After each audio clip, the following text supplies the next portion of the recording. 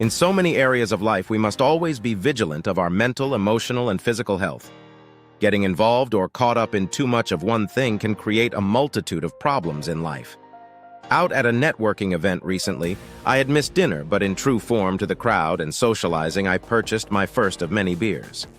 I hadn't intended to stay as late as I did, and nor had I intended to carry on afterwards at a friend's place. A little excess can be a good thing once in a blue moon.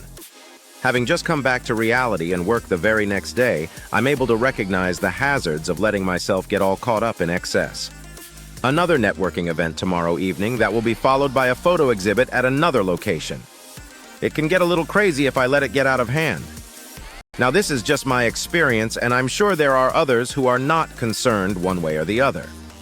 There are many who demonstrate excellent self-control in many situations. Their weakness may lie elsewhere.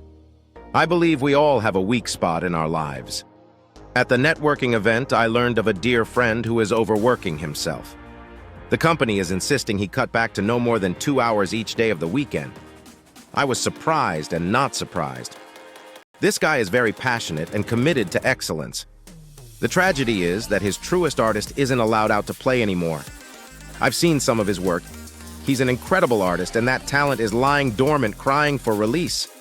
Our spirit yearns to demonstrate our beauty to the world. This includes the good work he's doing for his company, but not at the expense of the rest of your soul. Initially, we can completely lose sight of dangers of excess. In the beginning, it's just an exception as it's a busy week. 1 week stretches to 2 or 3, and before you know it, your whole life revolves around work. Or this week, there happen to be more events crammed together, an unusual occurrence. I'm not going to let it get out of hand. But in the past, somewhere along the way, I have lost my sight. I no longer kept my eye on the ball, on the real reason I'm here. How do we express our fullest self? Everything in moderation. Everything in balance. Trial and error is a good teacher, learning to juggle, to have patience and trust that the things that need to get done will get done, an ability to remember that you have the power to say no. My focus is not on the danger as much as it is on the choice. To recognize when I'm in situations that could backfire. I remind myself to keep my eye on the ball. Why am I doing what I'm doing? I want to check in with my soul and be sure that I haven't lost sight of my truest passion in life, not just the distractions. Finally, I don't need to run from the challenge. I am a physical being.